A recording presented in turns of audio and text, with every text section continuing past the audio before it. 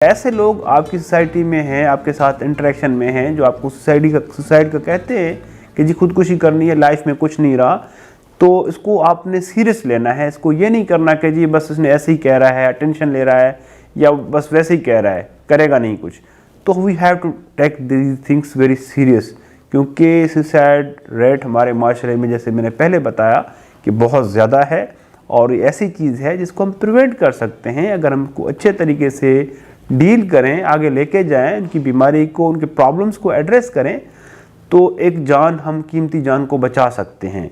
कीमती जान बचाना आपको पता है कि कितना इसका बड़ा सवाब भी है, कितनी एक नेकी भी है, और कितना बंदा अच्छा फील करता है अगर एक इंसान की जान बचाता है।